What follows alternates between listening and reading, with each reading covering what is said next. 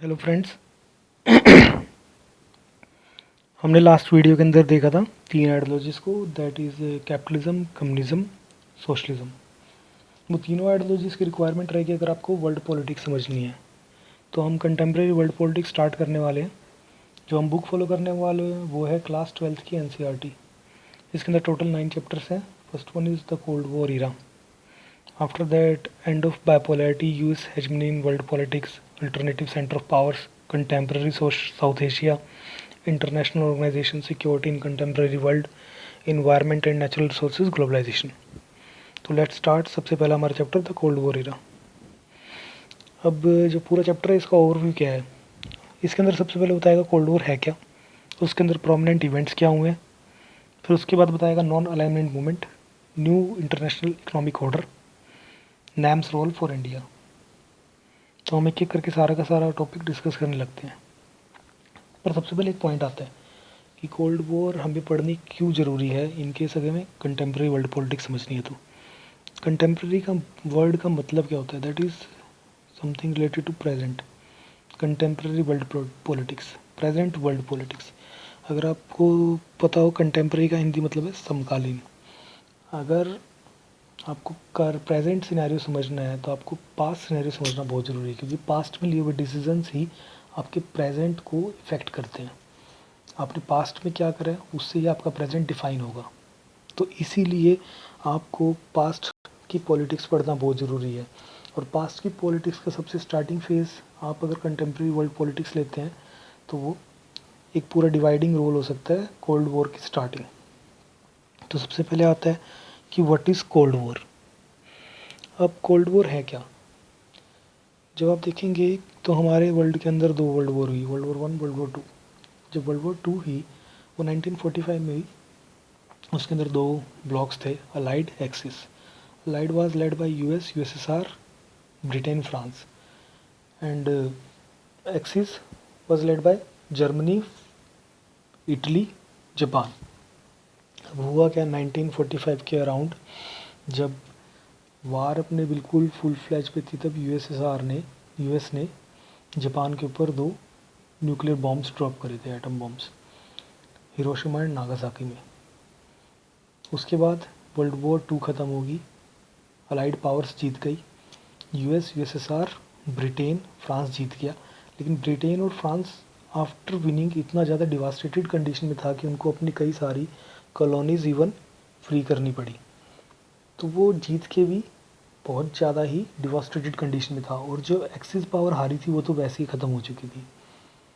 तो उस केस के अंदर हमारे पास एंड में जाके 2 ही सुपर पावर बची थी, that is US and USSR.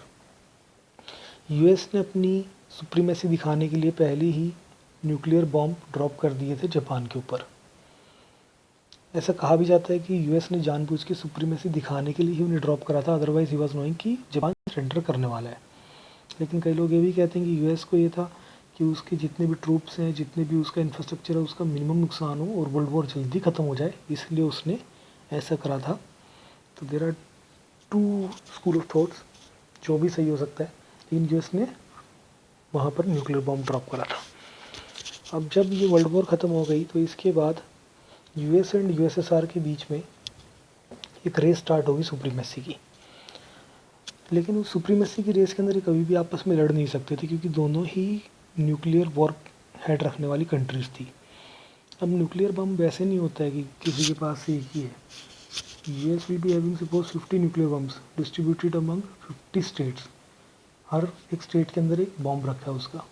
ऐसे ही यूएसएसआर इतना बड़ा है, यूएसएसआर की हर लोकेशन पे एक उसका न्यूक्लियर बॉम्ब रखा है। आज क्या हुआ, वॉर स्टार्ट होती है, यूएसएसआर ने यूएस के ऊपर एक न्यूक्लियर बॉम्ब ड्रॉप करा। रिटेलिएट करने के लिए यूएस यूएसएसआर के ऊपर एक बॉम्ब ड्रॉप करेगा। और अगर ये सीक्वेंस चलता है और 4-5 बॉम्ब दोनों एक दूसरे के ऊपर ड्रॉप कर देते हैं, तो 4-5 बॉम्ब जो वहाँ पर डिवोस्टेशन मचाएंगे, उसके अंदर एंड में कोई भी ना तो जीतेगा ना हारेगा। That they have seen in Japan case, जब यूएस ने जापान के ऊपर न्यूक्लियर वॉरहेड ड्रॉप करा था। तो इतना पता होने के बाद कोई भी कंट्री इतनी हिम्मत नहीं रखेगा कि वो डायरेक्ट 1-to-1 वॉर के अंदर आ जाए। और जब ये डर आ जाता है कि न्यूक्लियर बम का यूज़ नहीं करना है, लेकिन दोनों लड़ाई में भी बिल्कुल आगे हो रखे हैं, तो उस केस के अंदर एक अलग ही सिनेरियो क्रिएट हो गया जहाँ पे वो राइवल बन गए एक दूसरे के हर चीज़ के अंदर, लेकिन फुल फ्लेज वॉर में कभी नहीं आ रहे हैं। और इसीलिए उस वॉर को कहते हैं कोल्ड वॉर, क्योंकि वो कभी लड़ाई फुल फ्लेज नहीं हुई, इसलिए वो हॉट वॉर नहीं बनी, वो कोल्ड वॉर बन के रह गई।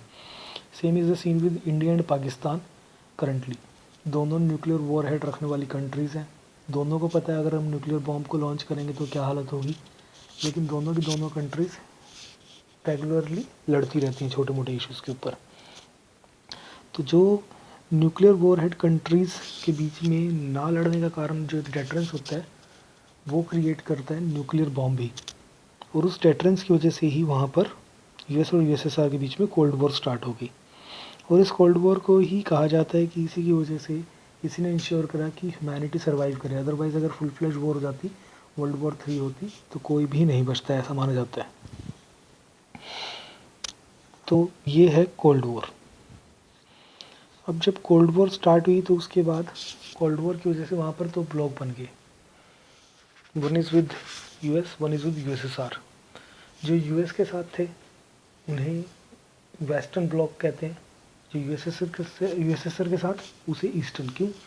यूएसएसआर सोवियत संघ अपना ईस्टर्न साइड में मैप के, और यूएस वेस्टर्न साइड में। जो वेस्टर्न ब्लॉक है उसे नाटो भी कहते हैं, ईस्टर्न ब्लॉक है उसे वर्साओ पैक्ट भी, क्योंकि नाटो 1949 में एक नाटो पैक्ट करा था पूरा 15 कंट्रीज़ ने, जिसके अंदर यूरोपियन कंट्रीज़ थी और यूएस थी। और ऐसे ही वर्साओ पैक्ट हुआ था 1956 में रशिया एंड अदर कंट्रीज़ के बीच में, जो कि कम्युनिस्ट आइडियोलॉजी को फॉलो करते हैं। अब ये नाटो और 1955 में नाटो और वर्साओ पैक्ट का फंडा क्या था? ये फंडा ये था दैट इज समथिंग लाइक कि जो 15 कंट्रीज नाटो पैक्ट के अंडर है उनमें से किसी एक कंट्री के ऊपर भी अगर कोई और हमला करता है, कोई और वॉर डिक्लेयर करता है, तो इट विल बी एज्यूम्ड कि 15 की 15 कंट्रीज के साथ वो वॉर कर रहा है और एवरीबडी इज ऑब्लाइज्ड कि उसे हेल्प करनी ही है दूसरी कंट्री की। अब कल इस सिनेरियो के अंदर 15 कंट्री में से यूएस के ऊपर वॉर डिक्लेयर कर दी यूएसएसआर ने, तो remaining 14 countries without any purpose, without any reason, उन्हें भी उस वॉर में पार्टिसिपेट करना है यूएस की साइड से। ये ऑब्लिगेशन उनके ऊपर है और यही नाटो पैक्ट है। अब इतने ज़्यादा जो अलाइंसेस बनने लग रहे थे, इनकी रीज़न क्या थे? रीज़न सिंपल सा था। एक तो है सुपर पावर, उसका क्या रीज़न था पैक्ट बनाने का, और एक जो छोटी कंट्रीज उनका क्या रीज़न था। छोटी कंट्रीज़ का ये रीज़न था कि छोटी कंट्रीज़ अभी भी आज़ाद होकर आ रही हैं, इंडिपेंडेंस अपनी अचीव कर रही हैं। वो इंडिपेंडेंस अचीव कर रही हैं तो उनकी एक रेस या राइवलरी है अपने रीजनल कंट्रीज़ के साथ, सपोज इट इज़ इंडिया और पाकिस्तान। तो पाकिस्तान ने इंडिया से ऊपर जाने के लिए उस टाइम यूएस के साथ अपना पैक्ट कर लिया था। Same is the scene with other regions.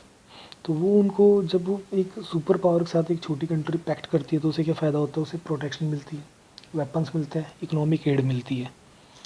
तो इन 3 कारण से वो किसी एक सुपर पावर के साथ अमेलगेट कर जाएगा। सेकंड रीज़न रहता है कि सुपर पावर ही अपनी मिलिट्री का यूज़ करके या फिर ट्रीटीज़ का यूज़ करके ऐसा कर ले। जैसे यूएसएसआर ने करा था यूक्रेनियन पूरे पेनिसुला के अंदर, उसने अपनी मिलिट्री का यूज़ करके उसे कम्युनिस्ट कंट्री टाइप बना लिया था। ऐसे ही यूएस ने करा था, उसने तो पैक्ट करके सियाटो और CENTO, South East Asia Treaty Organization and Central Treaty Organization, उसने साउथ ईस्ट एशिया के साथ पूरा पैक्ट कर लिया था और यहाँ से मिडल ईस्ट और सेंट्रल एशिया के साथ। अब जो सुपर पावर है उसको क्या बेनिफिट है अगर वो ऐसा कोई पैक्ट करने लग रहा है? छोटी कंट्री का तो समझ में आता है, सुपर पावर को क्या जरूरत है, तो पहली सुपर पावर है, लेकिन उसको बेनिफिट मिलता है in the terms of resources. उसे वहाँ पर ऑयल मिल सकता है, मिनरल्स मिल सकते हैं। Strategic location, strategic location in the sense जैसे मैंने पहले बताया था कि यहाँ पर यूएस है, यूएस ने सपोज़ सोचा कि मैं एक ऐसा मिसाइल लॉन्च करूँ जो सीधा रशिया में जाए, तो उसकी रेंज होगी, वो रेंज होगी तो सपोज़ वो रशिया के अंदर एंटर ही कर पाएगा। लेकिन अगर वो मिडल ईस्ट के अंदर या फिर सेंट्रल एशिया के अंदर एक पैक्ट कर लेता है सेंटो, और फिर वो अपनी जितनी मिसाइल्स हैं उन्हें वहाँ पे प्लेस कर देता है सेंट्रल एशिया में, वो सेंट्रल एशिया से अगर लॉन्च करेगा उस मिसाइल को, तो वो मिसाइल रशिया के बिल्कुल फार एरिया में भी जा सकती है। तो उन्हें एक स्ट्रेटजिक लोकेशन मिल जाता है जहाँ पर वो अपने वेपन्स को प्लेस कर सकते हैं, अपने ट्रूप्स को प्लेस कर सकते हैं और अपने स्पाइस को भी। स्पाइस मीन्स जासूस। इकोनॉमिक सपोर्ट मिलता है, जैसे ब्रिटिश करा करते थे इंडिया के साथ कि वो अपनी खुद की स्टैंडिंग आर्मी रखते थे, लेकिन उसका जितना भी एक्सपेंसेस होते थे, खर्चा होता था, वो इंडिया के ज़मींदार राजा ही देते थे। सेम सिनेरियोज हेयर कि इतनी बड़ी आर्मी को चलाने के लिए भी पैसा चाहिए, तो छोटी कंट्रीज़ कुछ ना कुछ इकोनॉमिकली हेल्प कर सकती हैं। And fourth one is ideologies. एक पॉइंट होता है कि आप एक एक्स वाई जेड चीज़ को मानते हो, वो ABC चीज़ को मानता है, तो वी विल ट्राई कि मेरे साथ मैक्सिमम बंदे हो, हर्ड मेंटालिटी टाइप कि मैं मैक्सिमम बंदों को अपने साथ जोड़ सकूँ, so that I can show कि मैं सुपीरियर हूँ। Same is with the ideologies. Capitalism वाला जो US है वो चाहता है कि उसके मैक्सिमम कंट्रीज़ हो वर्ल्ड के अंदर, सो दैट ही कैन से कि मैंने कॉर्नर आउट कर दिया है कम्युनिज्म को, that is not good for our world. ऐसे कम्युनिज्म चाहता है कि उसके साथ मैक्सिमम कंट्रीज़ हो, so that he can corner out capitalism. तो जो आइडियोलॉजीज़ वाला सिनेरियो चलता है, इस वजह से भी आपको दिखेगा कि ये सुपर पावर्स को अपने साथ कंट्रीज़ को जोड़ने का बेनिफिट रहता है। अब बात आती है कि कंटेम्प्रेरी वर्ल्ड पॉलिटिक्स के अंदर एरिना और इवेंट्स क्या रहे हैं उसके। सबसे पहला जो सबसे मेजर है वो है Cuban missile crisis. Cuban missile crisis के अंदर हुआ क्या था कि क्यूबा एक कंट्री है गल्फ ऑफ मैक्सिको के अंदर, US के साउथ में। वहाँ पर क्या हुआ था कि USSR ने अपना एक शिप डॉक कर दिया था विद मिसाइल्स, और जब ये US को पता चला तो US बिल्कुल पगला हो गया था। क्यों? क्योंकि US के ऊपर अगर USSR कभी भी अटैक करता है तो ना तो उसके ट्रूप्स इतना पास है US के, ना ही उसकी मिसाइल्स इतनी रेंज में है कि US के हर एरिया को कवर कर सके। लेकिन जैसे उसने अपनी मिसाइल्स और अपने ट्रूप्स को बिल्कुल क्यूबा में खड़ा करा, तो वो US के हर एरिया को कवर कर सकता था, हर एरिया को टारगेट कर सकता था, जो मैंने अभी पीछे बताया था स्ट्रेटेजिक लोकेशन वाला कंसेप्ट। तो इसे कहते हैं क्यूबन मिसाइल क्राइसिस, और ये 1961 के अंदर हुआ था, अप्रैल के अराउंड शायद से, हाँ अप्रैल के अराउंड। और ये इस लेवल पे आ गया था कि ये एक हॉट वॉर का ट्रांसफॉर्मेशन लेने में हो गया था। लेकिन मीनवाइल एकदम से सारी की सारी हीट डिसिपेट हो गई, एकदम से ही क्राइसिस ख़त्म हो गया और एक पूरी वर्ल्ड वॉर 3 होते होते रुक गई। ऐसे सेम सिनेरियो कई बार आए, जैसे कोरिया के अंदर, बर्लिन के अंदर, कोंगो के अंदर। यहाँ पर कभी भी फुल फ्लैश वॉर नहीं हुई, लेकिन उससे कम भी नहीं हुई। एक और जो इवेंट इसके अंदर सबसे मेन रहता है वो रहता है आर्म रेस। आर्म रेस क्या है? जब दोनों कंट्रीज़ US एंड USSR के दोनों जो ब्लॉक्स हैं वो जानते हैं कि हम दूसरे वाले के ऊपर रिलाई नहीं कर सकते, लेकिन हम दूसरे वाले के ऊपर हमला भी नहीं कर सकते। अब उस केस के अंदर क्या है कि दोनों एक दूसरे को लेके सेप्टिकल हैं, दोनों इतना ज़्यादा आर्सेनल इकट्ठा करना चाहते हैं कि उन्हें ये लगता है कभी हमने मिसकैलकुलेट ना कर रखा हो, उसके पास कहीं 100 बंदूक हो और हमने सोच रखी है 70, हम 70 के अकॉर्डिंग अपने आप को प्रिपेयर कर रहे हैं, वो 100 लेके ना बैठा हो, इस चक्कर में ओवर ऐड कर रहे हैं। ऐसे में USSR ने सोचा कि US के पास कहीं ज़्यादा ना हो, मेरे पास कम ना हो, वो ऐड करे जा रहे हैं। तो इस तरीके से काम रेस स्टार्ट हो गई थी। तो ये एक बहुत बड़ा उस टाइम प्रेवलेंट सिनेरियो था कोल्ड वॉर के टाइम। और इसको रोकने के लिए कई सारी ट्रीटीज़ भी आई, LTBT, NPT, SALT, limited test ban treaty, जिसके अंदर एक आगे न्यूक्लियर वॉर हेड जो भी है उसके टेस्ट करना है अगर आपको, तो आप एटमॉस्फेयर में नहीं कर सकते, आउटर स्पेस में नहीं कर सकते, अंडर वाटर नहीं कर सकते, लेकिन अंडर लैंड या फिर अंडरग्राउंड वे में करना हो उसे, तो वो उसके अंदर स्किप कर गया। ऐसे आई NPT, non nuclear non proliferation treaty, जिसके अंदर एक कि कोई भी न्यूक्लियर वेपन नहीं बना सकता एक्सेप्ट फॉर द 5 स्टेट्स जो उसको बना चुकी है, जो अचीव कर सकी है। और अचीव करने की डेट रखी है उन्होंने 1 जनवरी 1967। इंडिया ने इसीलिए से अब तक साइन भी नहीं करा है। देन उसके बाद आती है strategic arm limitation talks, salt. ये इसके 4 राउंड चले, जिसके अंदर कैसे मिसाइल्स को, अपने आर्म्स को कम कर सकते हैं या फिर लिमिटेड कर सकते हैं, उसके ऊपर बात करी थी US और USSR ने।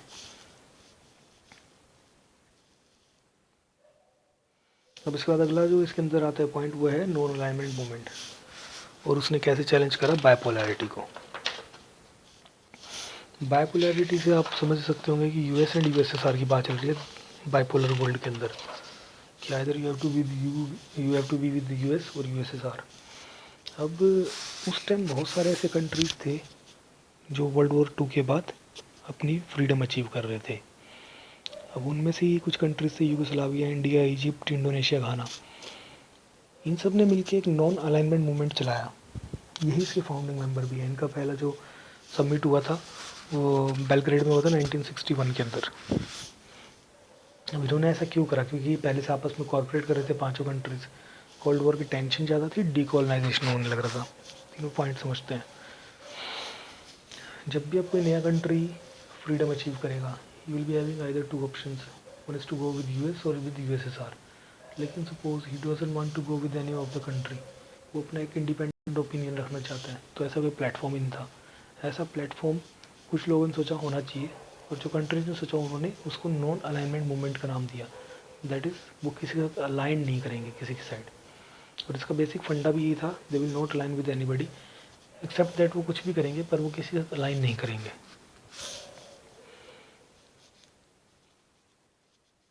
और उस टाइम बहुत सारे ऐसे कंट्रीज थे डीकोलोनाइजेशन की वजह से जो न्यूली इंडिपेंडेंट होकर आ भी रहे थे, to give their opinion a voice, वो यहाँ पर ज्वाइन कर रहे थे बार बार नॉन अलाइनमेंट मूवमेंट को। अब आता है नॉन अलाइनमेंट मूवमेंट ने कैसे न्यू इंटरनेशनल इकोनॉमिक ऑर्डर को भी अचीव करने में हेल्प करी।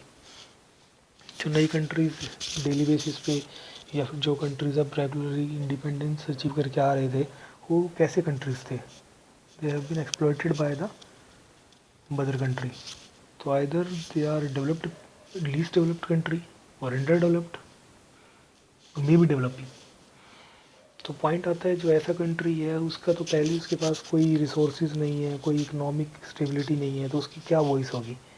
तो उस केस में नॉन अलाइनमेंट मूवमेंट ने काफ़ी टॉक्स करी, और एंड में United nation conference on trade and development ने एक पूरी रिपोर्ट 1972 में प्रपोज करी, जिसके अंदर उसने कहा कि लीस्ट डेवलप्ड कंट्रीज़ को अपने नेचुरल रिसोर्सेज के ऊपर ओनरशिप मिले, वो ही अपने नेचुरल रिसोर्सेज को यूज़ करें, ना कि कोई और कंट्री। उनको डेवलप्ड कंट्रीज़ की मार्केट को एक्सेस करने का भी राइट मिले। कैसे कि लीस्ट डेवलप्ड कंट्री के अंदर कई सारी चीज़ें होंगी जो वो बनाते होंगे, जो कि डेवलप्ड कंट्री के अंदर अगर वो सेल करते हैं तो they can earn a better amount of money, तो वो उनके लिए हेल्पफुल भी रह सकता है। और तीसरा उसने बात करी ट्रांसफ़र ऑफ टेक्नोलॉजी की। ट्रांसफ़र ऑफ टेक्नोलॉजी एक डेवलप्ड कंट्री से लीस्ट डेवलप्ड कंट्री के अंदर, सो दैट वो अपने नेचुरल रिसोर्सेज को ज़्यादा एक्सप्लॉइट कर सके, टाइमली कर सके। आज भी हम इंडिया के अंदर बात करते हैं टीओटी की, कि अमेरिका के अंदर टेक्नोलॉजी इतनी अच्छी है, इंडिया के अंदर कम है। अगर अमेरिका हमें देता है that will be called transfer of technology.